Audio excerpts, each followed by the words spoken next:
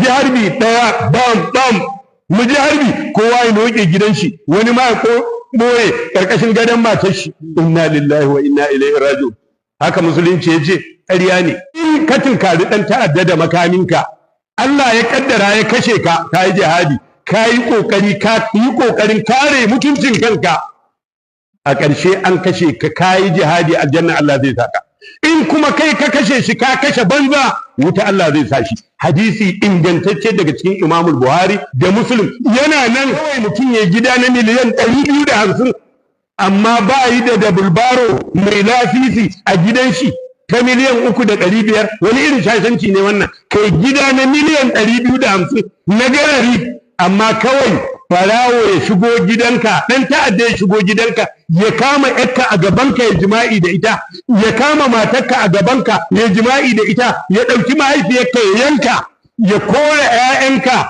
ya tafi da su wai kai baka da bindiga wani irin shashanci ne wani a'ana alaqatan mu'minin walau bi shadari kalima yati yawmal qiyama maktubun baina ainihi ayatin min rahmatillah ya kai wanda aka haɗa kai da kai aka kashe mai alfarma sarkin gobir ka ji abin da Allah mai girma da ɗaukaka ya ce ya ku mutanen turji ya ku mutanen ɓalere ake ce mai ɗayan ku abin da zai baka takaici a halin da ake ciki a Najeriya 'yan ta'addan nan suna buga waya ana bugo masu waya ana ciniki da su ana komai a tura saƙo su ansa amma wai duk da haka tsawon shekaru wai har yanzu ba a gano inda suke ba kuma har live suke yi General Abacha Allah ya ji kansa ya gafarta mai ya ce duk ɓannar da kaga ana yi a Najeriya aka yi awa 24 aka ce ba a gano yadda za a shawo kan wannan ɓarnar ba ya ce to akwai jami'an gwamnati da su ake wannan abu haka Abacha ya faɗi yanzu ka dubi wani rainin hankali da aka yi mana wai kwanan nan mai girma mutumina matawallan maradu mutumina ne ku yi haƙuri dan bani mantawa lokacin da alhamdulillah ina aikin ginin masallacin nan tirela guda ya kawo min tarogi tirela da 16 mm da 12 abin nan da kaza da kaza tirela guda ya kawo min mutumi na ne har gidana yake zuwa amma ita gaskiya ɗaya ce akan kowa za mu yi makan mu adalci mu baɗe ta sai aka ce wai an zo an ƙona motocin sojoji a daji wasu turji sun ƙona ta to me yasa ba a ɗauko jirgin sama ba ka yi gurin kamar yadda aka zo tudun biri aka ce wai an ji kishin akwai 'yan ta'adda a tudun biri sai aka taho da jirgin yaƙi mutane suna harkar su ta maulidi kaga shekara ɗaya ta kusa dawowa yanzu suna harkar su ta maulidi kawai aka saukan masu da bindigogi da bama-bamai aka kashe ɗimbin mutane irin abin da masu kira ke kira innocent people wanda ba su ji ba ba su gani ba to don me a wannan gurin don me ba a tura jirgin yaƙi ba zuwa gurin kamar yadda aka yi a tudun biri yaya kawai za a ɗauke mu kamar yara 'yan ƙanana wanda mu ba mu da hankali ko ba mu da wayo ko ba mu san abin da muke yi ba yanzu wani wasan kwaikwayo da na ga ana mana kwanan nan kawai wai sai a sa sojoji a dajin birnin gwari ko a dajin zamfara ko a dajin can wajen inda aka kashe sarkin gobir ko a wani daji wai ka ga soja ana bidiyo fa wai yana neman wai ina dan ta'adda to shi dan ta'adda ma hukaci ne da zai zauna ya ji za ku zo hauka yake yi ya zauna ya jira ku kuma a ce wai soja wai kwamanda mai ba da umarni yawa ku tara ta can ku tara ga suna nan ciki ku tara ana yi ana nuna ma 'yan Najeriya ana wasan kwaikwayo kawai saboda an mai da mu gidadawa an ɗauka wai mu ba mu san abin da ake ba. To mu za a yi mana wasa da hankali? Sojan gaske wanda zai nemo ɗan ta'adda shi zai wannan?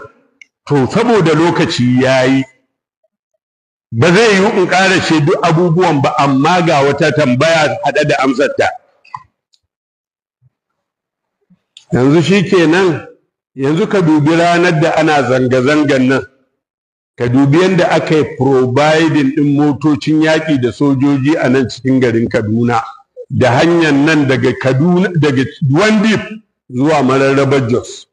An kai su Zaria, an kai su ina ne, an kai su ina, haka a Sokoto, haka a Katsina, haka a Kano, haka a Niger, ko ina. Amma duk da haka, duk da wannan, ‘yan ta'addan nan a daji sun yi bitin ɗin wa'innan sojojin namu, a ba gaskiya ba ne, ba gaskiya ba ne. Wannan karatun bai kama hankali na ba. To in ko hakan ya tabbata, to ni ina ba mu shawara mu ‘yan Najeriya, kowa ya yi ƙoƙari ya mallaki bindiga. Wallahi billahi. Babu yanda za a yi ‘yan ta'adda su shigo garin nan, mu ji harbi ɗaya, bam, bam, mu ji harbi, kowa ya noke gidan shi, wani ma ya ɓoye ƙarƙashin gadon matar shi. Inna lillahi wa inna ilaihi raji'un. Haka musulunci ya ce, ƙarya ne.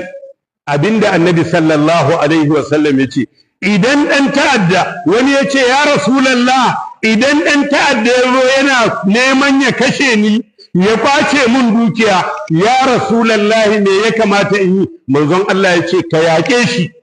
Ya ce ya Rasulallahi in na iya kashe ni fa? Ya ce anta fil janna. Ya Rasulallahi in ni na kashe shi fa? Ya ce wa huwa fin nar.